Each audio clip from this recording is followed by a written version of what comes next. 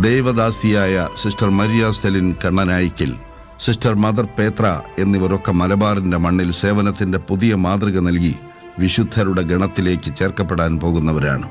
കഴിഞ്ഞ 99 വർഷമായി മലബാറിന്റെ മതപരവും സാമൂഹികവും വിദ്യാഭ്യാസപരവുമായ അഭ്യുന്നതയ്ക്ക് വേണ്ടി ജാതി മതഭേദമന്യേ നിലകൊള്ളുന്ന കോഴിക്കോട് രൂപത ഇനിയും ജനസഹസ്രങ്ങളുടെ ഹൃദയത്തിൽ സ്നേഹത്തിന്റെയും അനുകമ്പയുടെയും ഭദ്രദീപം കൊളുത്തുവാൻ കഴിയട്ടെ എന്ന് പ്രാർത്ഥിക്കുന്നു.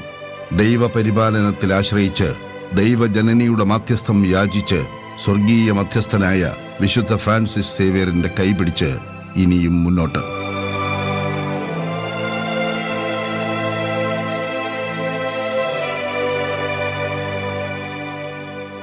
കോഴിക്കോട് രൂപതയുടെ തന്നെ നമ്മളെടുക്കും വയനാട്, കോഴിക്കോട്, ഞാൻ മനസ്സിലാക്കുന്ന മലപ്പുറം, പാലക്കാട് ജില്ലകൾ ഈ കോഴിക്കോട് രൂപയുടെ കീഴിൽ വരുന്നതാണെന്നാണ് ഞാൻ മനസ്സിലാക്കുന്നത്. ഈ 4 ജില്ലകളിലും സമൂഹത്തിലെ സാധാരണക്കാരായ മക്കൾക്ക് പഠിക്കാൻ അവരുടെ വിദ്യാഭ്യാസ മേഖലയിലേക്ക് തീർച്ചയായിട്ടും കോൺട്രിബ്യൂഷൻ എടുത്തിട്ടുണ്ട്. സാമൂഹ്യ സേവന പ്രവർത്തനം അതുകൂടെ ഒന്ന് റീകളക്ട്. ഇപ്പോൾ പ്രോവിഡൻസ് കോളേജ് ഞാനിവിടെ സൂചിപ്പിച്ചതുപോലെ നമ്മുടെ രൂപതയിലുള്ള ആകെ ജനസംഖ്യ ഞാൻ നോക്കുമ്പോൾ അതിൻ്റെ എത്രയോ ആയിരക്കണക്കിന് ആളുകളാണ് നമ്മുടെ വിദ്യാഭ്യാസ സ്ഥാപനങ്ങളിലൂടെ വിദ്യാഭ്യാസം നേടിപ്പോയിരിക്കുന്നത്. അപ്പോൾ വാസ്തവത്തിൽ അത് സമുദായാംഗങ്ങൾക്ക് വേണ്ടി ആയിരുന്നില്ല, മറിച്ച് എല്ലാ വിഭാഗം ജനങ്ങൾക്കും അക്ഷരം തെളിച്ച് കണ്ണു തെളിയിച്ച് എവിടെയെങ്കിലും എത്തിപ്പെടാൻ വേണ്ടി രൂപ ചെയ്ത സേവനങ്ങളാണല്ലോ. അതുകൂടി ഒന്ന് വിശദമാക്കാം. ഇപ്പോൾ കോളേജുകളുണ്ട്, സ്കൂളുകളുണ്ട്, ഹയർ സെക്കൻഡറി സ്കൂളുകളുണ്ട്. അതിൻ്റെ പ്രവർത്തനങ്ങളെ കൂടി ഒന്ന് ചെറിയ തോതിൽ വിവക്ഷിച്ച് പോകാതിരിക്കാൻ നിവൃത്തിയില്ലാത്തതുകൊണ്ട് ഞാൻ പിതാവിനോട് ചോദിക്കുകയാണ്. അതുകൂടെ പറഞ്ഞാൽ നന്നായിരിക്കും. ശരിക്കും പറഞ്ഞിട്ടുണ്ടെങ്കിൽ വിദ്യാഭ്യാസ രംഗത്ത് ഞാൻ പറഞ്ഞതുപോലെ ക്രിസ്തു ജീവിച്ചതുപോലെയുള്ള ജീവിതം കോഴിക്കോട് രൂപത അനുവർത്തിച്ചിട്ടുള്ളത്. എന്ന് വെച്ചാൽ എല്ലാവർക്കും എല്ലാമായി തീർന്നുകൊണ്ട് അവിടെ നിന്ന് ലക്ഷ്യം വെച്ച പരിവർത്തനത്തിന് വേണ്ടി മരിച്ചു എന്നാണ് പറയുന്നത് ക്രിസ്തു. ഇതുപോലെ തന്നെ എല്ലാവർക്കും എല്ലാമായി തീരാൻ വേണ്ടി പരിശ്രമിച്ച ഒരു രൂപതയാണ് കോഴിക്കോട് രൂപത. ഇതിൻ്റെ പ്രവർത്തനം അങ്ങനെയായിരുന്നു.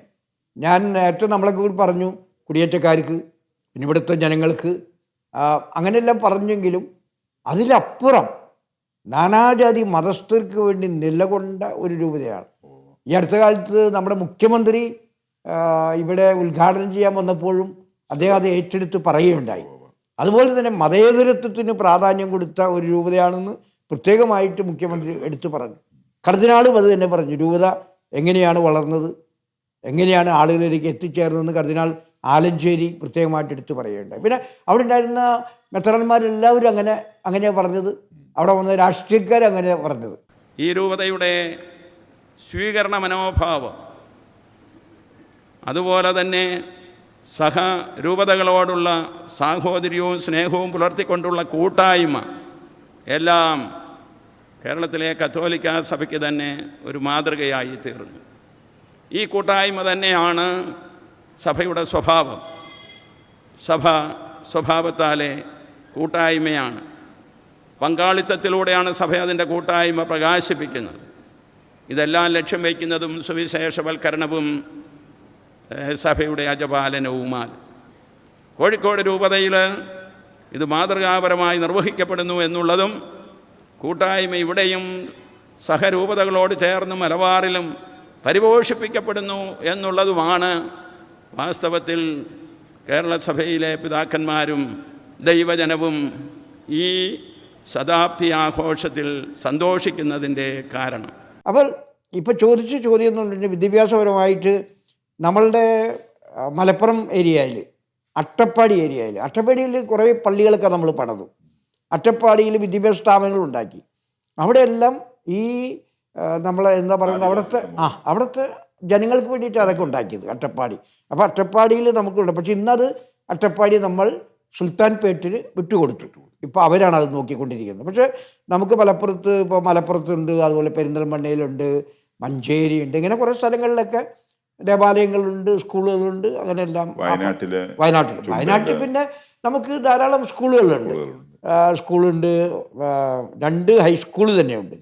പിന്നെ UP സ്കൂളുകൾ, LP സ്കൂളുകൾ, ഇതെല്ലാം ഉണ്ട്. ഇവിടെയൊക്കെ പഠിക്കുന്നതൊന്നും നമ്മുടെ ക്രിസ്ത്യാനി കുട്ടികളൊന്നുമല്ല, വരുന്ന മറ്റു സമുദായങ്ങൾ. അപ്പോൾ മറ്റു സമുദായങ്ങളിലേക്കൊക്കെ എത്തിച്ചേർന്നുകൊണ്ട് ഒരു സമുദായ മൈത്രി വളർത്തിയ ഒരു രൂപതയാണ് കോഴിക്കോട് രൂപത എന്ന് നമുക്ക് വളരെ എന്താ പറയുന്നത് ബോൾഡായിട്ട് പറയാൻ സാധിക്കും. വളരെ ബോൾഡായിട്ട് പറയാൻ സാധിക്കും. നമ്മൾ ഒരാളെയും നമ്മൾ മാറ്റുന്നത് ഇന്നും അങ്ങനെ തന്നെയാണ്. ആ ചിന്താഗതി തന്നെയാണ്. ഞാനും പ്രസംഗിക്കുമ്പോഴോ അല്ലെങ്കിൽ മറ്റെന്തെങ്കിലും വരുമ്പോൾ ഒരു വിഭാഗിതരോട് ഞാൻ സംസാരിക്കാറില്ല. എല്ലാവരെയും ഇപ്പോൾ നമ്മുടെ ക്രിസ്ത്യാനികൾ തന്നെ ആയാലും എല്ലാ ക്രിസ്ത്യാനികളോടും നല്ല ബന്ധം പുലർത്തി മുന്നോട്ട് പോകാൻ ആഗ്രഹിക്കുന്ന, എൻ്റെ ജനങ്ങളും അങ്ങനെ ആയിരിക്കണമെന്ന് ആയിരിക്കുന്നത് എൻ്റെ ജനങ്ങളും അങ്ങനെ തന്നെയാണ്. അപ്പം അങ്ങനെയുള്ളൊരു ബന്ധം അങ്ങനെ തിരിച്ചു നിർത്തുന്ന ഒരു ഇത് നമുക്കില്ല. വേർതിരിവില്ല. അതെ, വേർതിരിവില്ലാതെ നമ്മൾ പോകുന്നു. അതാണ് അത് ഇന്ത്യൻ ജനാധിപത്യം അല്ലെങ്കിൽ ഇന്ത്യൻ മതേതരത്വത്തെക്കുറിച്ച് എപ്പോഴും പറഞ്ഞൊരു കാര്യമുണ്ട്. ഇന്ത്യൻ മതേതരത്വം എന്ന് പറയുന്നത് ഒരു സ്പിരിച്വൽ മതേതരത്വമാണ്, സെക്യുലറിസമാണ്. ഒരു പൊളിറ്റിക്കൽ സെക്യുലറിസം അല്ല, ഒരു ആധ്യാത്മിക സെക്യുലറിസമാണ്. വാസ്തവത്തിൽ അത് ഏറ്റവും കൂടുതൽ എനിക്ക് തോന്നുന്നത് പ്രാക്ടീസ് ചെയ്ത് കാണിക്കുകയും ജീവിതത്തിൽ പ്രാവർത്തികമാക്കി കാണിക്കുകയും ചെയ്യുന്ന ഒരു വിഭാഗമാണ് ക്രൈസ്തവ സമൂഹം. കാരണം എല്ലാ വിഭാഗങ്ങളെയും, അത് എവിടെയാണെങ്കിലും, ഏത് രൂപതയാണെങ്കിലും, ഏത് ഡിനോമിനേഷൻ ആണെങ്കിലും, ഏത് വിഭാഗങ്ങളാണെങ്കിലും ആരെയും നീക്കി നിർത്താതെ എല്ലാവരെയും ഉൾച്ചേർത്ത് കൊണ്ടുപോകുന്ന ഒരു ആധ്യാത്മികത, ഒരു ആധ്യാത്മിക സെക്യുലറിസം നമ്മൾ അത് പിതാവിൽ അത് വളരെ കൃത്യമായിട്ട് പ്രകടമായി എന്നുള്ളതാണ്. അപ്പോൾ അത് വാസ്തവത്തിൽ നമ്മുടെ ക്രിസ്ത്യാനിറ്റിയുടെ ഒരു മഹത്വമായിട്ട് ഞാൻ തീർച്ചയായിട്ടും കാണുകയാണ്. ഒരാളെയും നീക്കി നിർത്തില്ല. നിന്റെ അയൽക്കാരനാരെന്നുള്ള ചോദ്യത്തിൻ്റെ മറുപടിയാണത്. അത് കൃത്യമായിട്ടും സഭ കൊടുക്കുന്നത് എന്നുള്ളത് വാസ്തവമാണ്. ആ കാലഘട്ടത്തിൽ ഞാൻ പിതാവിൻ്റെ കാലഘട്ടത്തിൽ, അപ്പോൾ ആരോഗ്യ രംഗത്തിൽ മേഖലയിൽ പിതാവ് പറഞ്ഞു, നമ്മുടെ നിർമ്മല ഹോസ്പിറ്റലിൽ നിന്ന് എത്രയോ ഗുഡ് ഷെപ്പേർഡ് ഹോസ്പിറ്റൽ ഇവിടെ നിന്നൊക്കെ എത്രയോ നൂറുകണക്കിന് ആതുര ശുശ്രൂഷ മേഖലയിലേക്ക് കുട്ടികളെ നഴ്സുമാരായിട്ടൊക്കെ നമ്മൾ സമൂഹത്തിന് അയക്കുന്നു. അതോടൊപ്പം തന്നെ ഇന്നും എനിക്ക് തോന്നുന്നത് എടുത്തു പറയേണ്ട ഒരു കാര്യമാണ്, ഈ മത്സരത്തിൻ്റെ കാലഘട്ടത്തിൽ ഇതിന് ആരോഗ്യരംഗം ഒരു ബിസിനസ് കാലഘട്ടമായി മാറിക്കൊണ്ടിരിക്കുമ്പോഴും അത്തരത്തിലുള്ള ലാഭേച്ഛകൾ വെക്കാതെ കൃത്യമായിട്ടും സാധാരണക്കാരന് വരെ ന്യായമായ രീതിയിൽ ചികിത്സ കിട്ടുന്ന സംവിധാനമായിട്ട് നമ്മളെ ഹോസ്പിറ്റലിൽ നിലകൊള്ളുന്നു സമൂഹം സാക്ഷ്യപ്പെടുത്താറുണ്ട്. തീർച്ചയായിട്ടും ഒരു വലിയ കാര്യമായിട്ട് ഞാൻ കാണുന്നു. ആ കാലഘട്ടത്തിലും ഇന്നും അതിൻ്റെ ആ തനിമ നിലനിർത്തിക്കൊണ്ട് ആരോഗ്യരംഗത്ത് നമ്മൾ എന്തിനു വേണ്ടിയാണ് ഹോസ്പിറ്റൽ നടത്തുന്നത് എന്നുള്ള ആ യാഥാർത്ഥ്യത്തെ സമൂഹത്തിന് മുമ്പിൽ വരച്ച് കാണിക്കത്തക്ക വിധത്തിൽ തന്നെ നമ്മുടെ സ്ഥാപനങ്ങൾ ആരോഗ്യമേഖലയിൽ പോകുന്നു. പ്രത്യേകിച്ചും കോഴിക്കോട് രൂപതയുടെ ഈ സ്ഥാപനങ്ങൾ എന്നുള്ളത് അഭിമാനത്തോടെ പറയാൻ സാധിക്കും. സാറിനോട് ചേർന്നുകൊണ്ട് തന്നെ ഒരു കാര്യം ഞാൻ പറയാൻ ആഗ്രഹിക്കുന്നത്, ശരിക്കും പറഞ്ഞാൽ ഈ കാലിക്കറ്റ് സിറ്റി, ഈ സിറ്റി എന്ന് പറഞ്ഞിട്ടുണ്ടെങ്കിൽ നമ്മളുടെ കത്തോലിക്കർ, ക്രിസ്ത്യാനികൾ വളരെ സ്ട്രോങ് ആയിരുന്ന ഒരു നഗരമാണ്. അതുകൊണ്ട് തന്നെയാണ് നമ്മളെ ശ്രീമാൻ റോബിനൊക്കെ ഇവിടുത്തെ മേയറൊക്കെ ആയി മാറി. മാത്രമല്ല ഇവിടെ നോക്കിക്കോ, ഇപ്പോൾ ആർക്കും നമ്മളെ ചെറുതാക്കി കാണിക്കാൻ പറ്റില്ല. ഇവിടെയുള്ള സ്ഥാപനങ്ങൾ, ഇപ്പോൾ ദേവഗിരി കോളേജ്, പ്രോവിഡൻസ് കോളേജ്, പിന്നെ Saint Xavier's college, Holy Cross college, Malabar Christian college, ഈ കോളേജുകളൊക്കെ ക്രിസ്ത്യാനികൾ നടത്തുന്നതാണ്. അതുപോലെ ഇവിടുത്തെ famous school Saint Joseph boys higher secondary school, Anglo Indian school, Providence school, Saint Michael's school, colony school, നമ്മളുടെ സെൻറ്റ് വിൻസെൻറ്റ്സ് കോളനി സ്കൂള്, പല അതെ സാവിയോ സ്കൂളുണ്ട്, അതുപോലെ തന്നെ സിൽവർ ഹിൽസ് സ്കൂളുണ്ട്. ഇതെല്ലാം അപ്പോൾ നമുക്ക് നോക്കുമ്പോൾ ഈ സിറ്റിയിൽ നിറഞ്ഞു നിൽക്കുന്നത് നമ്മുടെ സ്ഥാപനങ്ങളാണ്. പക്ഷെ ഇവിടെ പഠിക്കുന്നത് നമ്മുടെ കുട്ടികളൊന്നുമല്ല. അപ്പം നമ്മൾ ആ ക്രിസ്തീയ ചൈതന്യം നിലനിർത്തിക്കൊണ്ട് മുന്നോട്ട് പോകുന്നതിൽ നമുക്ക് അഭിമാനിക്കാവുന്നതാണ്. അതെന്നും അങ്ങനെ ആയിരിക്കട്ടെ എന്നാണ് നമ്മുടെ എല്ലാവരുടെയും പ്രാർത്ഥന. ഈ സ്ഥാപനങ്ങളിലൊക്കെ 1500, 2000, 2500 കുട്ടികളൊക്കെ പഠിക്കുന്നുണ്ട്. അതിൽ ചിലപ്പോൾ 200, 250 കുട്ടികളൊക്കെയാണ് കാത്തലിക്സ് ആയിട്ടുണ്ടാവുന്നത്, അല്ലെങ്കിൽ ക്രിസ്ത്യൻസ് ആയിട്ടുണ്ടാവുന്നത്. ദേവഗിരി കോളേജിൽ പോലും ഞാൻ അവിടെ അധ്യാപന കാലഘട്ടത്തിൽ എനിക്കറിയാം, അവിടെ 10, 2500, 3000 കുട്ടികൾ പഠിക്കുമ്പോൾ അതിനകത്ത് കേവലം 300, 350 കുട്ടികൾ മാത്രമേ ക്രൈസ്തവ സമുദായത്തെ അംഗങ്ങളുള്ളൂ. ബാക്കി മുഴുവനും മറ്റ് സമുദായങ്ങളുടെ സഹോദരങ്ങളാണ്. അപ്പോൾ ആ ഒരു കാഴ്ചപ്പാട് സഭ എപ്പോഴും കീപ്പ് ചെയ്ത് പോകുന്നുണ്ട്. അത് തീർച്ചയായിട്ടും എല്ലാ മേഖലകളിലും കാണുന്നുണ്ട്. പക്ഷേ എനിക്ക് അതിന് പിതാവിനോട് ചേർത്ത് വായിക്കാനുള്ളൊരു കാര്യം, ഇത്രമാത്രം ശക്തമായൊരു കമ്മ്യൂണിറ്റി ആയിട്ട് നമ്മൾ കോഴിക്കോട് മേഖലയിലൊക്കെ പ്രവർത്തിക്കുകയും ആരോഗ്യ, വിദ്യാഭ്യാസ, സാമൂഹ്യ മേഖലയിൽ പ്രവർത്തിക്കുമ്പോഴും അർഹമായ പ്രാതിനിധ്യം രാഷ്ട്രീയ മേഖലകളിൽ നമുക്ക് കിട്ടിയിട്ടുണ്ടോ എന്നുള്ളത് എനിക്കൊരു ആശങ്കയുണ്ട്. കാരണം കുറവാണ്. അതിൻ്റെ കാരണം നമ്മൾ നേരത്തെ അത്തരത്തിലൊരു മതചിന്തയോടുകൂടി ഒരു കാര്യങ്ങളും നമ്മൾ വോട്ട് ചെയ്യുന്ന കാര്യത്തിലോ അല്ലെങ്കിൽ എലക്ട് ചെയ്യുന്ന കാര്യത്തിലോ ഒന്നും നിൽക്കാറില്ലായിരുന്നു.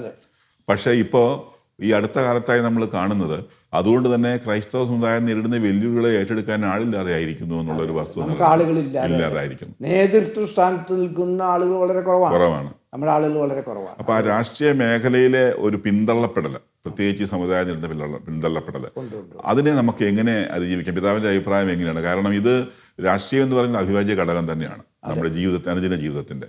അതിലേക്ക് നമുക്ക് എങ്ങനെ ഉൾച്ചേർത്ത് വെക്കാൻ കഴിയും, ആ മേഖലകളെ എങ്ങനെ പരിപോഷിപ്പിക്കാൻ കഴിയും, അതിനെക്കുറിച്ച് കൂടി എന്തെങ്കിലും പ്രത്യേകിച്ച് നമ്മൾ നേരിട്ടുകൊണ്ടിരിക്കുന്ന വെല്ലുവിളികളുടെ കാലഘട്ടങ്ങളിൽ എങ്ങനെയാണ് പിതാവിനെ അഡ്രസ്സ് ചെയ്യാൻ തോന്നുന്നത്? എനിക്ക് തോന്നുന്നു ഈ വെല്ലുവിളികളുടെ കാലഘട്ടത്തിൽ നമ്മുടെ ആളുകളെ, പ്രത്യേകിച്ച് നമ്മുടെ യുവജനങ്ങളെ നമ്മൾ പഠിപ്പിക്കേണ്ടത് രാഷ്ട്രീയം ചീത്തയാണെന്ന് പറഞ്ഞ് രാഷ്ട്രീയത്തിൽ നിന്ന് മാറി നിൽക്കുക എന്നുള്ളതല്ല, മറിച്ച് രാഷ്ട്രീയത്തിലേക്ക് കടന്നു ചെന്ന് നമ്മുടെ മൂല്യങ്ങൾ ഉയർത്തിപ്പിടിച്ച് അതിനെ സംശുദ്ധമാക്കുക എന്നുള്ള ഏറ്റവും പ്രധാനപ്പെട്ട കാര്യം. അപ്പം നമ്മുടെ ചെറുപ്പക്കാരെ രാഷ്ട്രീയത്തിലേക്ക് ആകർഷിക്കാനായിട്ട് നമ്മൾ ശ്രമിക്കണം. അതുപോലെ ഇന്നുള്ള 10 വലിയ ആളുകളെയും ഇവരെല്ലാം പറയുന്നത് രാഷ്ട്രീയം അതങ്ങനെയാണ്, അതിങ്ങനെയാണ്. പക്ഷെ അങ്ങനെ പറഞ്ഞിട്ട് കാര്യമില്ല. രാഷ്ട്രീയക്കാരാണ് ശരിക്കും പറഞ്ഞാൽ ഈ രാജ്യത്തിന് നിയമങ്ങൾ ഉണ്ടാക്കുന്നത്.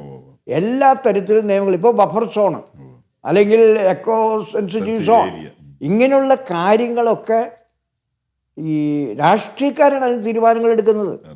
അപ്പോൾ ഈ രാഷ്ട്രീയക്കാർ തീരുമാനം എടുക്കുമ്പോൾ നമ്മുടെ മക്കൾ അതിനകത്ത് ഉണ്ടെങ്കിൽ അവർക്ക് ആ തീരുമാനത്തിൽ കുറച്ചൊക്കെ പങ്കുവയ്ക്കാൻ സാധിക്കും. അപ്പോൾ അതിനു വേണ്ടി നമ്മൾ നമ്മുടെ കുട്ടികളെ രാഷ്ട്രീയത്തിലേക്ക് കടന്നു വരാൻ പ്രേരിപ്പിച്ചു കൊണ്ടിരിക്കണം എന്നുള്ളത്. എന്ന് വെച്ചാൽ മറ്റുള്ളവർ കയറി വരുന്നതുകൊണ്ട് നമുക്ക് അസൂയ കൊണ്ട് പറയുന്നതല്ല, നമ്മുടെ ആളുകൾ ആരുമില്ല. ഒരു സംശുദ്ധ രാഷ്ട്രീയത്തിന്റെ വക്താക്കളായിട്ട് യുവതലമുറ ഉയരണം. തീർച്ചയായും അതെല്ലാവരും ഉയരണം. അപ്പോൾ നമ്മുടെ കുട്ടികൾ പക്ഷെ അതും കയറാതിരിക്കുകയാണ്.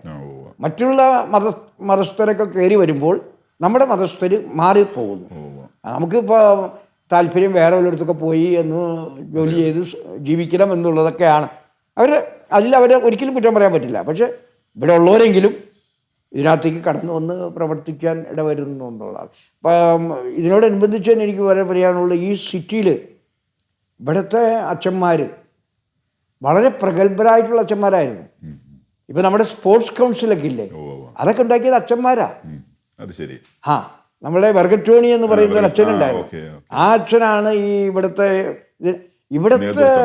ഒരു സമഗ്രമായ ഈ സിറ്റിയുടെ വളർച്ചയ്ക്ക് വേണ്ടി പ്രവർത്തിച്ചിട്ടുള്ളത് നമ്മുടെ ക്രൈസ്തവ സമൂഹമാണ്. അത് നമുക്കൊരിക്കലും അല്ല എന്ന് പറയാൻ സാധിക്കില്ല. ഈ സെൻറ്റ് വിൻസെൻസ് ഇൻഡസ്ട്രി തന്നെ നൂറുകണക്കിന് ആളുകൾക്ക് അഭയം നൽകിയ സ്ഥാപനമാണ്. അവിടെ ഒരു ബോയ്സ് ഹോം ഉണ്ടായിരുന്നു. അവിടെ പ്രത്യേകിച്ച് 300, 400, 500 കുട്ടികളൊക്കെ പഠിച്ച കാലഘട്ടം ഉണ്ടായിരുന്നു. അവർക്ക് വിദ്യാഭ്യാസം കൊടുത്ത് അവർക്ക് മറ്റു ട്രെയിനിങ് ഒക്കെ നൽകി അവർ ജോലിയിലേക്ക് പ്രവേശിച്ച് ഇന്ന് അവർ വളർന്ന് വലിയ ആളുകളായി. അതിൻ്റെ മുഖ്യ കാരണം ഈ വിൻസെൻസ് ഇൻഡസ്ട്രീസും അതുപോലെ അവിടെ ഉണ്ടായിരുന്ന സ്ഥാപനങ്ങളുമാണ്. അതുപോലെ തന്നെ അവർ ITC ഉണ്ടായിരുന്നു. പിന്നെ അതുപോലെ തന്നെ പ്രിൻറ്റിങ് പ്രസ് ഉണ്ടായിരുന്നു. ഇതൊക്കെ ആദ്യമായിട്ട് ഏറ്റവും നല്ല പ്രിൻറ്റിങ് പ്രസ് കാലിക്കറ്റ് ഉണ്ടായിരുന്നത് ഈ സേവിയർ പ്രസ്സാണ്. അതുണ്ടായിരുന്നത് നമ്മുടെ ഈ സെൻറ്റ് വിൻസെൻസ് ഇൻഡസ്ട്രിയിലായിരുന്നു. അവിടെയാണ്. അപ്പോൾ ഇതൊക്കെ ചെയ്തുകൊണ്ട് നമ്മളൊന്നും ചെയ്തില്ല എന്നൊന്നും പറയാൻ പറ്റില്ല. നമ്മളൊക്കെ ചെയ്തിട്ടുണ്ട്. ഇനിയും നമുക്ക് പറ്റാവുന്നതൊക്കെ ചെയ്യാൻ സാധിക്കും എന്ന് വിചാരിക്കുന്നു. പല സ്ഥലങ്ങളും നമ്മൾ ചെയ്തതൊക്കെ ഉള്ളൂ എന്നുള്ളതാണ്. അതെ അതെ. അത് കാണാതെ പോകുന്നു, അല്ലെങ്കിൽ ചരിത്രത്തിൽ അത് തമസ്കരിക്കപ്പെട്ടു പോകുന്നുണ്ടോ എന്നുള്ള സംശയമുള്ളൂ. തമസ്കരണം കൂടുതലുണ്ട്. ഞാൻ ഈ രൂപതയുടെ വെബ്സൈറ്റ് നോക്കുമ്പോൾ കണ്ട ഒരു ആപ്രിഹെൻഷൻസ് കൂടെ, ഒരു ആശങ്ക കൂടെ ഞാൻ പിതാവിനോട് ചോദിക്കട്ടെ. അതായത് കഴിഞ്ഞൊരു 10 വർഷത്തിൽ ഈ രൂപതയുടെ പോപ്പുലേഷൻ കുറഞ്ഞു പോയിരിക്കുന്നു. എന്ത് സംഭവിച്ചതാണ്, അതിൻ്റെ കാരണം എന്താണെന്നുള്ളതിനെക്കുറിച്ച് എന്തെങ്കിലും നിഗമനങ്ങളോ പഠനങ്ങളോ നടത്തിയിട്ടുണ്ടോ? കാരണം ഇതൊരു നെഗറ്റീവ് ട്രെൻഡ് കാണുന്നു നമ്മുടെ സമൂഹം. അത് 23 തുടങ്ങിയിട്ട് 2023 ആകുമ്പോഴത്തേക്കും എത്രയോ മടങ്ങ് വർദ്ധിക്കേണ്ടതാണ്. പക്ഷെ അത് വർദ്ധിക്കുകയല്ല ചെയ്യുന്നത്. വിഭജിക്കപ്പെട്ട് പോയെങ്കിൽ പോലും ഇവിടെ നിലനിൽക്കുന്ന സമൂഹത്തിൻ്റെ എണ്ണം 1950 അപേക്ഷിച്ച് ഇന്ന് 2019-20 കാലഘട്ടങ്ങളിൽ കുറഞ്ഞു പോയിരിക്കുന്നു. 1998 കണ്ണൂർ രൂപത ഉണ്ടായ ശേഷമുള്ള ജനസംഖ്യ എടുത്താൽ പോലും ഇത് കുറഞ്ഞു പോയതായിരുന്നു ആനുപാതികമായിട്ട്. അതിൻ്റെ കാരണം എന്താണെന്നാണ് പിതാവ്? സാറ് പറഞ്ഞത് വളരെ ശരിയാണ്. അപ്പോൾ നേരത്തെ പറഞ്ഞതുപോലെ 53 ആയിക്കഴിഞ്ഞപ്പോൾ തലശ്ശേരി രൂപത ഉണ്ടായിരുന്നപ്പോൾ ഏതാണ്ട് 80,000-ലധികം ആളുകളാണ് ഈ രൂപതയിൽ നിന്ന് അങ്ങോട്ട് പോയത്. അവർ സീറോ മലബാറുകാരായിരുന്നു. അവർക്ക് അർഹതപ്പെട്ട രൂപത ഉണ്ടായിരുന്നപ്പോൾ അവരെല്ലാവരും അങ്ങോട്ട് പോയി. അതുപോലെ തന്നെ നമ്മളുടെ കണ്ണൂർ രൂപത ഉണ്ടായിരുന്നപ്പോൾ ഇവിടെ ഉണ്ടായിരുന്ന ജനത്തിൻ്റെ പകുതി അങ്ങോട്ട് പോയി. സുൽത്താൻപേട്ട് രൂപത ഉണ്ടായിരുന്നപ്പോഴും കുറേ പേര് പോയി. പിന്നെ ഉള്ളത് കുറച്ച് ആളുകളാണ് ഈ കോഴിക്കോട് രൂപതയുള്ളത്. ഇവിടെ ഈ പറഞ്ഞോളം തന്നെ ഇങ്ങനെ ഈ വളർച്ച ഞാനും നോക്കിയിട്ടൊന്നും കാണുന്നില്ല. അതിൻ്റെ കാരണം എന്താണെന്ന് ചോദിച്ചാൽ ഇപ്പോഴത്തെ ട്രെൻഡ് അങ്ങനെയാണല്ലോ. ഒരു കുട്ടി 2 കുട്ടി ഇങ്ങനെയൊക്കെ ഉള്ളൂ. നമ്മുടെ കുടുംബങ്ങളിലൊക്കെ കുട്ടികൾ വളരെ കുറഞ്ഞു പോയി. അതിൻ്റെ കാരണങ്ങളൊക്കെ ഒന്ന് നമ്മൾ എൻകറേജ് ചെയ്യേണ്ടി വരും. പക്ഷേ ഇതൊക്കെ അച്ഛന്മാരൊക്കെ പറഞ്ഞു കൊടുക്കുന്നുണ്ട്. പിതാവ് 10 വർഷമായി രൂപതയുടെ അഭിവന്ദ്യ ഇടയനായിട്ട് വാസ്തവത്തിൽ വളരെ സ്വീകാര്യനായിട്ടുള്ള ആളുകൾക്കൊരു പോസിറ്റീവ് എനർജി കൊടുക്കുന്നു. ഒരു സന്ദർശനത്തിൽ പിതാവ്, അത് ഞാൻ മുഖസ്തുതി പറയുകയല്ല, മറിച്ച് എല്ലാ ആളുകളും ഒരുപോലെ അവകാശപ്പെടുന്ന കാര്യമാണ്. എവിടെ ചെന്നാലും ആളുകളോടൊരു സ്നേഹസ്പർശത്തോടെ ഇടപെടുന്ന ഒരു ഇടയനെ ഞങ്ങൾ കാണുന്നുണ്ട്. വളരെ സന്തോഷം ഞങ്ങൾക്ക് തോന്നാറുണ്ട്. കാരണം ഒരു പോസിറ്റീവ് എനർജി ഞങ്ങൾക്ക് കിട്ടുകയാണ് പിതാവിൻ്റെ സാന്നിധ്യത്തിൽ. ഈ വരുന്ന നാളുകളിൽ പിതാവ് ഈ രൂപതയ്ക്ക് വേണ്ടി വിഭാവനം ചെയ്യുന്ന, അത് പിതാവ് വിഭാവനം ചെയ്യുന്നതാവാം അല്ലെങ്കിൽ രൂപത വിഭാവനം ചെയ്യുന്നതാവാം, ഒരു ഭാവി പദ്ധതി ദീർഘകാലാടിസ്ഥാനത്തിലോ ഹ്രസ്വകാലാടിസ്ഥാനത്തിലോ ഇന്നതൊക്കെ ആയിരിക്കണം നമ്മുടെ രൂപത വരുന്ന ഒരു 50 വർഷം കഴിയുമ്പോൾ അല്ലെങ്കിൽ വരുന്ന 10 വർഷം കഴിയുമ്പോൾ, അങ്ങനെ എന്തെങ്കിലും ഒരു പ്ലാൻ ഓഫ് ആക്ഷൻ ഉണ്ടോ രൂപത? സാറിൻ്റെ നല്ല വാക്കുകൾക്ക് ഒത്തിരി നന്ദി. പോസിറ്റീവ് സ്ട്രോക്കാണത്. Thank you. വരും കാലങ്ങളിലേക്ക് എന്ത് ചെയ്യണമെന്നുള്ളതിനെക്കുറിച്ച് ഞങ്ങളെല്ലാം തീരുമാനിച്ച് കുറച്ച് കാര്യങ്ങളൊക്കെ ചെയ്യണമെന്ന് വെച്ചിട്ടുണ്ട്. ഒന്നാമത്തേത് ഇതിൽ വരുന്നത് ഒരു ഭവന പദ്ധതിയാണ്. അതായത് നമ്മുടെ രൂപതയിൽ വീടില്ലാത്തവരാരും ഉണ്ടാവരുത്. ഇപ്പം ഞങ്ങൾ ഓൾറെഡി ഈ നാളുകളിലായിട്ട് 68 വീടുകൾ പണിത് കൊടുക്കുകയുണ്ടായി. അല്ല, ഇത് ജൂബിലി എന്ന് പറയാൻ പറ്റില്ല, അതിനോട് അനുബന്ധിച്ചു എന്ന് പറയാം. അപ്പോൾ 68 വീടുകൾ അല്ലാതെ തന്നെ നമ്മൾ പണിതു. ഇനിയൊരു 40 വീടും കൂടി ഇപ്പോൾ തൽക്കാലമായിട്ട് പണിയാൻ പോകുന്നു. പിന്നെ ജൂബിലി സ്മാരകമായിട്ടൊരു 100 വീടുകളെങ്കിലും പണിയണമെന്നുള്ളതാണ്. അപ്പോൾ ഒരു 200 വീടുകൾ, അതിൽ കൂടുതൽ പറ്റുന്നുണ്ടെങ്കിൽ പണിയാൻ നോക്കും. പക്ഷേ ഈ 200 വീടുകളെങ്കിലും ഈ ജൂബിലിയുടെ ഫലമായിട്ട് നമ്മുടെ ഇവിടെ ഉണ്ടാകണമെന്നുള്ള ഒരു വലിയ ആഗ്രഹം ഉണ്ട്. അത് പ്രാവർത്തികമാക്കും എന്ന് വിചാരിക്കുകയാണ്. രണ്ടാമതായിട്ട് ആധ്യാത്മികമായിട്ട് മനുഷ്യരെ വളർത്താൻ തക്ക രീതിയിലുള്ള നമുക്ക് ഓൾറെഡി ഇവിടെ റിന്യൂവൽ സെൻ്റർ എന്ന് പറഞ്ഞുകൊണ്ട് ഇവിടെ ഉണ്ട്, ഓൾറെഡി ഉണ്ട്. പക്ഷേ ഒരു വലിയ സെൻറ്റർ തുടങ്ങണമെന്ന് ആഗ്രഹമുണ്ട്. അത് പ്രത്യേകിച്ച് വയനാട്ടിൽ പള്ളിക്കുന്നിൽ, അതുപോലെ മലപ്പുറത്ത് നമുക്കൊരു 3.5 ഏക്കർ സ്ഥലമുണ്ട്. അവിടെ വേണമെങ്കിൽ നമുക്കത് ഒരു സൂസൻ എന്ന് പറയുന്ന ഒരു അമ്മച്ചി തന്നതാണ്. അപ്പോൾ അവിടെ നമുക്കൊരു ധ്യാനകേന്ദ്രം പണിയാവുന്നതാണ്. ധ്യാനകേന്ദ്രം പണിയാൻ വേണ്ടിയിട്ടാണ് അവർ തന്നിരിക്കുന്നത്. അതുപോലെ തന്നെ നമുക്ക് ഇവിടെ പള്ളിക്കുന്നിൽ സ്ഥലമുണ്ട്. അപ്പോൾ പള്ളിക്കുന്നിൽ ഒരു ധ്യാനകേന്ദ്രം, അത് ആധ്യാത്മികമായിട്ട് ജനങ്ങളെ പോയി താമസിക്കാൻ, ഇപ്പോൾ ചിലപ്പോൾ ഫാമിലികളെ ഒരുമിച്ച് കൊണ്ടുവന്ന് അവർക്ക് സെമിനാർ കൊടുക്കുക. അപ്പോൾ ആധ്യാത്മികമായ വളർച്ചയ്ക്ക് വേണ്ടി അവരെ സഹായിക്കാൻ വേണ്ടിയിട്ടുള്ള സ്ഥാപനങ്ങളാണ് നമ്മൾ കരുതുന്നത്. മൂന്നാമതായിട്ട് നമ്മൾ കണക്കാക്കുന്നത് ചില വിദ്യാഭ്യാസ സ്ഥാപനങ്ങൾ തുടങ്ങണമെന്നുണ്ട്. പ്രത്യേകിച്ച് വയനാട്ടിൽ ഞങ്ങൾ ഇവിടെ അച്ഛന്മാരൊക്കെ പറഞ്ഞത് ഒന്നാമതായിട്ട് വേണ്ടത് ഒരു ലോ കോളേജ്. അത് ലോ കോളേജ് ഉണ്ടാക്കണം എന്നുള്ളത് ഞങ്ങൾക്ക് ആദ്യം മുതലുള്ള ആഗ്രഹമായിരുന്നു. അപ്പോൾ അന്ന് അതിൻ്റെ സാങ്കേതിക ബുദ്ധിമുട്ടുകളൊക്കെ ഓർത്തിട്ട് പിന്നെ ഞങ്ങൾ മുന്നോട്ട് പോയില്ല. ഇനി അതിനെ മുന്നോട്ട് പോകണം എന്നുള്ള ഒരു ഇതുണ്ട്. അതുപോലെ തന്നെ വേറൊരു സെൽഫ് ഫിനാൻസിങ് 1-2 കോളേജുകൾ തുടങ്ങണം എന്നുള്ള ഒരു, അല്ലാണ്ട് മറ്റു കോളേജുകളും നമുക്ക് തുടങ്ങാൻ പറ്റില്ലല്ലോ. പിന്നെ നമ്മളുടെ ദരിദ്രരായ രോഗികളായ മനുഷ്യർക്ക് വേണ്ടി എന്തെങ്കിലും ചെയ്യണം. അതിനുവേണ്ടി ഞങ്ങൾ ചിന്തിക്കുന്ന ഒരു കാരുണ്യ ഗ്രാമം എന്ന് പറയുമ്പോൾ അവിടെ പാലിയേറ്റീവ് കെയർ, അതുപോലെ തന്നെ അബാൻഡൻ ചെയ്ത കുട്ടികൾ, അബാൻഡൻ ചെയ്ത അപ്പനും അമ്മയും ഒക്കെ, അവരെല്ലാവരെയും കൊണ്ട് ഓരോ സെക്ഷനായിട്ട് നിർത്തി അങ്ങനെ ഒരു ഗ്രാമം തന്നെ നമുക്ക് പണിതുയർത്തണമെന്നുള്ള ഒരു വലിയ ആഗ്രഹമുണ്ട്. അതെ. അപ്പോൾ വിദ്യാഭ്യാസ രംഗത്തുണ്ട്, ആധ്യാത്മിക രംഗത്തുണ്ട്, ഇതുപോലെ ആതുര ശുശ്രൂഷ രംഗത്ത്, പിന്നെ നമുക്ക് പറ്റുന്നുണ്ടെങ്കിൽ അതെ ആരോഗ്യരംഗത്തൊക്കെ നമ്മൾ ഇതുപോലത്തെ എന്താ പ്ലാനുകളൊക്കെ വേറെയും കുറേ പ്ലാനുകളൊക്കെ തയ്യാറാക്കിയിട്ടുണ്ട് യൂത്തിന് വേണ്ടി. അതുപോലെ ഒരു കൗൺസിലിംഗ് സെൻറ്റർ തുടങ്ങുക, 1-2 കൗൺസിലിംഗ് സെൻറ്റർ തുടങ്ങി എല്ലാവരിലേക്ക് എത്തിപ്പെടാൻ വേണ്ടിയിട്ട്. പ്രത്യേകിച്ച് ഇന്ന് കൗൺസിലിംഗ് ഒക്കെ വളരെ അത്യാവശ്യമായിട്ടുള്ള ഒന്നാണ്. അപ്പോൾ അതിന് വേണ്ടിയിട്ടും നമ്മൾ ശ്രമിക്കുന്നുണ്ട്. അങ്ങനെ കുറേ കാര്യങ്ങൾ ഇനിയും ഞങ്ങൾ വൈദികരെല്ലാവരും കൂടി ഒരുമിച്ചിരുന്ന്, അതുപോലെ അൽമായർ ഒരുമിച്ചിരുന്ന്, സിസ്റ്റേഴ്സ് ഒരുമിച്ചിരുന്ന്, അതെല്ലാം കൂടെ കൂട്ടിയിട്ട് നമ്മൾ എന്തെങ്കിലും ചെയ്യണമെന്ന് നമ്മൾ വിചാരിച്ചിരിക്കുകയാണ്. മെയിനായിട്ട് ഞാനിങ്ങനെ 2-3 കാര്യങ്ങൾ പറഞ്ഞതാണ്. പിന്നെ വേറൊരു കാര്യം ചാക്കോ സാറേ, നമ്മുടെ രൂപതയിൽ ഈ റിലീജിയസ് ഉണ്ടല്ലോ, ഈ റിലീജിയസ് അച്ഛന്മാരുണ്ട്, സിസ്റ്റേഴ്സുണ്ട്. അവർ ഓരോ സഭയും ഒത്തിരി സേവന പ്രവൃത്തികൾ ചെയ്തുകൊണ്ടിരിക്കുന്നുണ്ട്. അത് നമ്മുടെ രൂപതയിൽ തന്നെയാണ്. ഉദാഹരണമായിട്ട് വെള്ളപ്പൊക്കം ഉണ്ടായപ്പോൾ അവർ ലക്ഷക്കണക്കിന് രൂപ ചെലവ് ചെയ്തിട്ടാണ് വയനാട്ടിൽ പല സ്ഥലങ്ങളിലും വീടുകൾ വെച്ച് കൊടുത്തത്. അതുപോലെ കോഴിക്കോട് പല സ്ഥലങ്ങളിലും വീടുകൾക്ക് വെച്ച് കൊടുത്തത്. അവർ രംഗത്തേക്ക് വന്നു, ലക്ഷങ്ങൾ അവർ തന്നു. അങ്ങനെയൊക്കെ പണിയാനൊക്കെ സാധിച്ചത്. അപ്പോൾ ഇവർ വളരെ സജീവമാണ്, നമ്മുടെ റിലീജിയസ് വളരെ സജീവമാണ്. അതുപോലെ അൽമായരായാലും ഈ ഇങ്ങനെയുള്ള കാര്യങ്ങൾക്ക് സഹായിക്കാൻ അവരെവർ റെഡിയാണ്. ഓരോ പള്ളികളിൽ ഇപ്പോൾ എന്തെങ്കിലും പണിയണം, എന്തെങ്കിലും ഉണ്ടാക്കണമെന്ന് പറയുമ്പോൾ അൽമായരൊക്കെ ഓടി വരും. അപ്പോൾ കുറച്ച് ആളുകളുള്ളെങ്കിലും ഉള്ള ആളുകൾ ഞാൻ പറയാം വളരെ വിശ്വസ്തയോടുകൂടി ജീവിക്കുകയും സഭയെ എൻ്റെ സഭയാണെന്ന് വിചാരിച്ചുകൊണ്ട് മുന്നോട്ട് പോവുകയും ചെയ്യുന്ന ആളുകളാണ്. ഇവിടെ സത്യം പറഞ്ഞാൽ ദൈവാനുഗ്രഹത്തിൽ ഞാൻ പറയുന്നത് വൈദികരും ജനങ്ങളുമായിട്ടോ അല്ലെങ്കിൽ വൈദികരും സിസ്റ്റേഴ്സുമായിട്ടോ അല്ലെങ്കിൽ വൈദികർ സിസ്റ്റേഴ്സ് ഇവരൊക്കെ ആയിട്ട് ബിഷപ്പുമായിട്ടോ വലിയ പ്രശ്നങ്ങളൊന്നുമില്ലാതെയാണ് ഞാൻ മുന്നോട്ട് പോകുന്നത്. എനിക്കുള്ള സമാധാനം അതാണ്. അത് എൻ്റെ നേട്ടമായിട്ട് ഞാൻ കണക്കാക്കുന്നില്ല, മറിച്ച് ദൈവാനുഗ്രഹമാണ് അതൊന്ന്. മറ്റൊന്ന് എൻ്റെ കൂടെയുള്ള വൈദികരുടെയും എൻ്റെ കൂടെയുള്ള സിസ്റ്റേഴ്സിൻ്റെയും എൻ്റെ കൂടെയുള്ള ആത്മായ സുഹൃത്തുക്കളുടെയും ജനറോസിറ്റി, ഔദാര്യമാണെന്ന് പറയാൻ പറ്റും. അവരെ നന്മയാണ്. അവരെ നന്മ കൊണ്ട് എനിക്കൊരു പ്രോബ്ലം ഒന്നും ഇവർ തരാറില്ല ഇത്രയും കാലം. അതുപോലെ തന്നെ നമ്മളുടെ അച്ഛന്മാരുടെ ഇടയിലോ സിസ്റ്റേഴ്സിൻ്റെ ഇടയിലൊന്നും പ്രോബ്ലംസ് ഒന്നും റൈസ് ചെയ്ത് വരുന്നില്ല. പല രൂപതകളിൽ നിന്നൊക്കെ വളരെയധികം പ്രോബ്ലംസൊക്കെ ഉണ്ട് എല്ലാത്തിലും. അതുപോലെ തന്നെ സാമ്പത്തികമായിട്ട് ഞങ്ങൾക്ക് ഇന്നേ വരെ ദൈവം ഒരു ബുദ്ധിമുട്ടും തന്നിട്ടില്ല.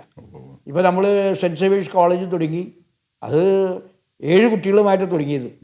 ഇപ്പം അന്ന് 850-900 കുട്ടികളായി. ഇനിയിപ്പോൾ 1-2 ഇതും കൂടെ നമുക്ക് കിട്ടാൻ ഇരിക്കുന്നുണ്ട്. പ്രത്യേകിച്ച് നമ്മൾ MSW ചോദിക്കുന്നുണ്ട്, BSW ചോദിക്കുന്നുണ്ട്, പിന്നെ നമ്മൾ ജേർണലിസം ചോദിക്കുന്നുണ്ട്. അതൊക്കെ ചോദിച്ചിട്ടുണ്ട്.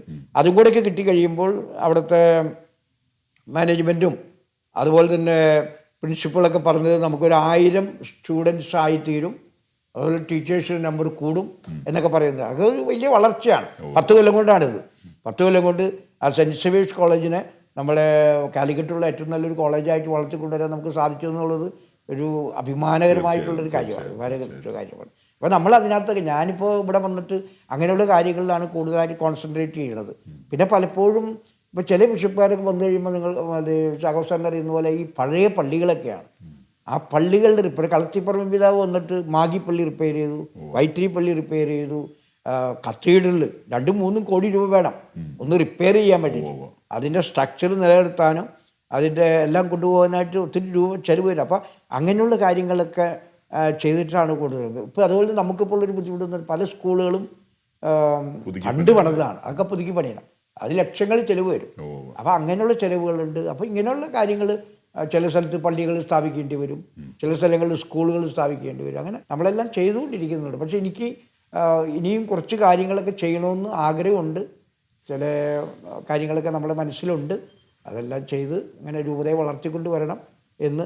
അതിനുവേണ്ടി ഞാൻ ഒന്നുകൂടി പറയാണ്, അതിനുവേണ്ടി എല്ലാ സഹായങ്ങളും ചെയ്യാനായിട്ട് നമ്മുടെ ഇവിടുത്തെ ജനങ്ങൾ, വൈദികർ, സന്യസ്തരൊക്കെ റെഡിയാണെന്നുള്ളത്. ഞാനത് അതോർത്ത് ദൈവത്തിന് ഞാൻ എപ്പോഴും എല്ലാ ദിവസവും ഞാൻ ദൈവത്തിന് നന്ദി പറയാറുണ്ട്. ദൈവമേ, എനിക്ക് ഇത്രയും നല്ല ജനങ്ങളെയും ഇത്രയും നല്ല വൈദികരെയും ഇത്രയും നല്ല സന്യസ്തരെയൊക്കെ തന്നതിന് അങ്ങേക്ക് ഞാൻ നന്ദി പറയുന്നു.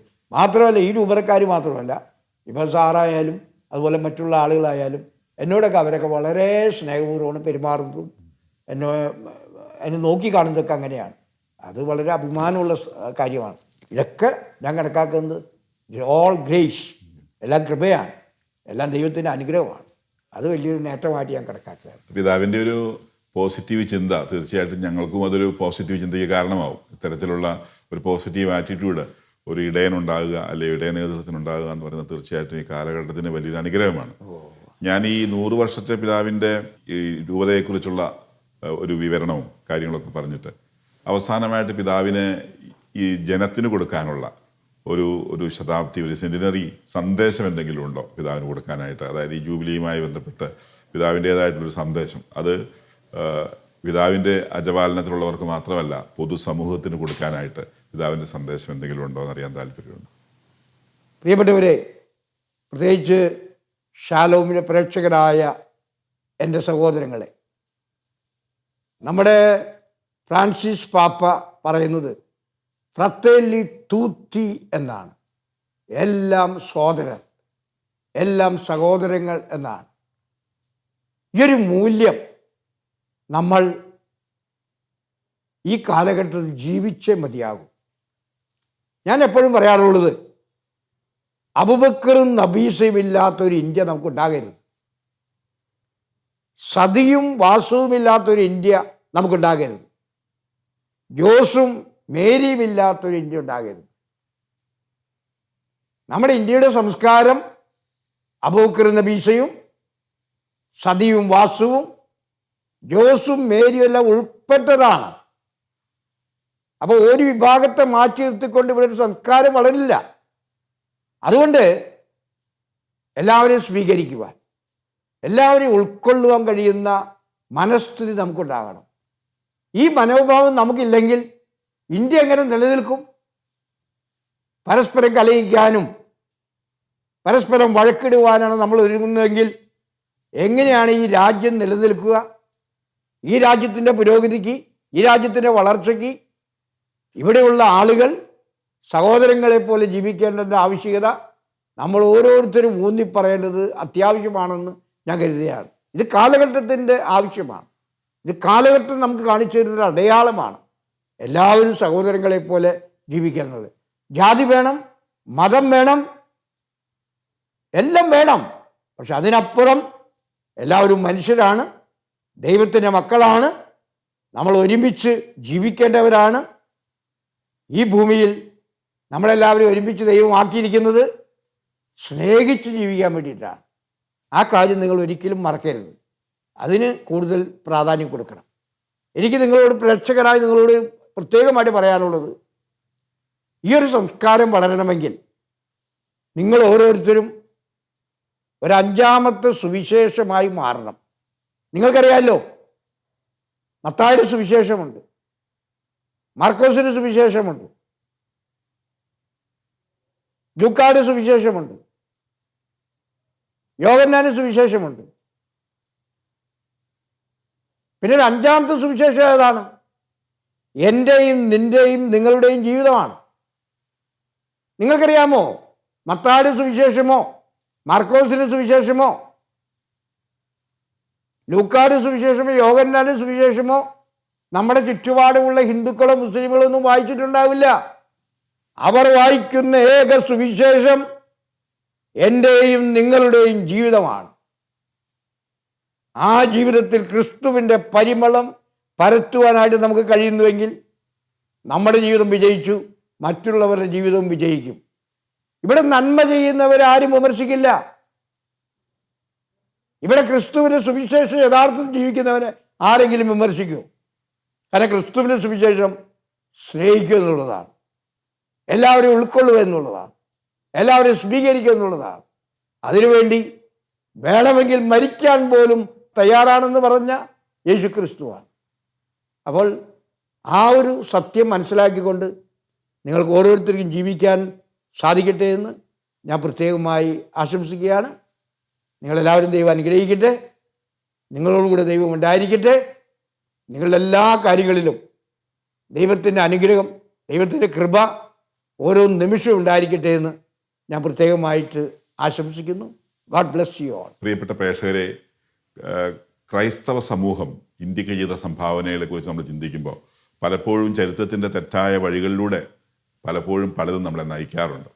എന്നാൽ ഭാരതത്തിൻ്റെ ഭരണ സംവിധാനത്തിൻ്റെ ഭാഗമായി ക്രൈസ്തവ സമൂഹം ഒരിക്കലും അതിലിടപെടുകയോ അത് നേതൃത്വം കൊടുക്കുകയോ വിദേശ ഭരണത്തിൻ്റെ പങ്കാളികളാകുകയോ ചെയ്യാതെ മിഷണറിമാരുടെ നേതൃത്വത്തിൽ ഈ രാജ്യത്തിൻ്റെ സാമ്പത്തികവും വിദ്യാഭ്യാസപരവും ആരോഗ്യപരവും സാമൂഹ്യപരവും സംസ്കാരപരവുമായിട്ടുള്ള ഉന്നമനത്തിന് വേണ്ടി നിലകൊള്ളുകയും പ്രവർത്തിക്കുകയും ചെയ്തൊരു സംസ്കാരമാണ് ഭാരതത്തിലെ ക്രൈസ്തവർക്കുള്ളത്. അതിൻ്റെ ഭാഗമാണ് ഭാരതത്തിലെ നിരവധി ഭാഷകൾ, ഹിന്ദി അടക്കമുള്ള നിരവധി ഭാഷകൾ രൂപപ്പെടുകയും ആ സംസ്കാരത്തോട് ചേർത്ത് കൊടുക്കുവാനായിട്ട് ഒരു സമൂഹത്തെ, ഇന്ന് ഭാരതത്തിൻ്റെ ദേശീയ ഭാഷയായി ഹിന്ദി മാറിയിട്ടുണ്ടെങ്കിൽ അതിൻ്റെ ബീജാഭാവം ചെയ്തത് ക്രൈസ്തവ മിഷണറിമാരാണെന്ന് നമുക്ക് മറന്നുപോകാൻ കഴിയില്ല. അതുപോലെ തന്നെയാണ് മലയാള ഭാഷയായാലും തമിഴായാലും തെലുങ്കായാലും മറ്റ് ഭാഷകളിലൊക്കെ ഒരു വ്യാകരണം ഉണ്ടാക്കാൻ കർമ്മൻകുണ്ടനെ പോലെയുള്ള ആളുകൾ അല്ലെങ്കിൽ ബെയിലിയെ പോലുള്ള ആളുകൾ അതിനൊരു ഡിക്ഷണറി ഉണ്ടാക്കാനാണെങ്കിലും ഒരു നിഘണ്ടു ഉണ്ടാക്കാനാണെങ്കിൽ വ്യാകരണം ഉണ്ടാക്കാൻ പരിശ്രമിച്ചത് നമ്മുടെ ചരിത്രം നമ്മുടെ മുമ്പിലുണ്ട്. അതുപോലെ തന്നെ സമൂഹത്തിൻ്റെ ഉച്ചനീചത്വങ്ങളെ തുടച്ചറിയുവാൻ കഴിയുന്ന വിധത്തിലുള്ള നമുക്കറിയാം മേൽമുണ്ട് സമരങ്ങൾ അടക്കമുള്ള സമരങ്ങൾ സമൂഹത്തിലുണ്ടായി. വിവിധ ജാതി സംസ്കാരങ്ങളെ ഒന്നു ചേർത്ത് എല്ലാ ജാതി വിഭാഗം വിദ്യാർത്ഥികളെയും ഒരു ബെഞ്ചിലിരുത്തി അക്ഷരവിദ്യാഭ്യാസം കൊടുത്ത് കണ്ണു തെളിയിച്ച് അവരെ വളർത്തിവിടുന്നതിൽ ക്രൈസ്തവ മിഷണറിമാരും സഭയും സമുദായവും ചെയ്ത വലിയ സേവനങ്ങൾ, അതിന് തുടർച്ചയായിട്ടാണ്, അതിൻ്റെ നൈരന്തര്യമാണ് തീർച്ചയായിട്ടും ഈ കോഴിക്കോട് രൂപതയുടെ കഴിഞ്ഞ ഒരു നൂറ്റാണ്ടിൻ്റെ പ്രവർത്തനമെന്ന് പിതാവ് അടിവരയിടുകയായിരുന്നു. പിതാവ് ഈ സമൂഹത്തിന് പൊതുവെയും ഈ സമുദായത്തിന് പ്രത്യേകിച്ചും ഈ അജപാലന ദൗത്യത്തിലൂടെ ചെയ്ത എല്ലാ സാമൂഹ്യ മേഖലകളിലെയും രാഷ്ട്രീയ മേഖലകളെയും സാമ്പത്തിക മേഖലകളിലെയും ആരോഗ്യ വിദ്യാഭ്യാസ മേഖലയിലെയും ഒക്കെ പ്രവർത്തനത്തിന് തീർച്ചയായിട്ടും പ്രശംസ അർഹിക്കുന്നു. നമുക്ക് കടപ്പെട്ടിരിക്കുന്നു, നമ്മുടെ സമൂഹം കടപ്പെട്ടിരിക്കുന്നു. പിതാവിൻ്റെ പ്രവർത്തനങ്ങളിൽ എല്ലാ ദൈവാനുഗ്രഹങ്ങളും പ്രാർത്ഥിച്ചുകൊണ്ട് ഒത്തിരി സ്നേഹപൂർവ്വം നന്ദിയോടെ അവസാനിപ്പിക്കാം. Thank you. ചാക്കോ സാറിൻ്റെ വളരെ പ്രചോദനാത്മകമായിട്ടുള്ള ചോദ്യങ്ങൾക്കും ഷെയറിങ്ങിനൊക്കെ ഞാൻ പ്രത്യേകം നന്ദി പറയുന്നു. ഈ ഒരു സെഷൻ പ്രേക്ഷകർക്ക് വളരെയധികം ഉപകാരമായിട്ടുണ്ടാകും എന്ന് ഞാൻ കരുതുകയാണ്. എനിക്ക് വേണ്ടി നിങ്ങൾ പ്രാർത്ഥിക്കണം, നിങ്ങൾക്ക് വേണ്ടി ഞാനും പ്രാർത്ഥിക്കും, എൻ്റെ രൂപതയ്ക്ക് വേണ്ടി പ്രാർത്ഥിക്കണം. 99 വർഷങ്ങൾ രൂപത പൂർത്തീകരിച്ചു, 100-ാം വർഷത്തിലേക്ക് കടന്നിരിക്കുകയാണ്. ആ രൂപതയുടെ വളർച്ചയ്ക്ക് വേണ്ടി നിങ്ങൾ തീർച്ചയായിട്ടും പ്രാർത്ഥിക്കുന്ന എനിക്കറിയാം. നിങ്ങളൊരിക്കലും ഞങ്ങളെ മറക്കരുത്, നിങ്ങളെ ഞാനും മറക്കില്ല. ദൈവം നിങ്ങളെ അനുഗ്രഹിക്കട്ടെ.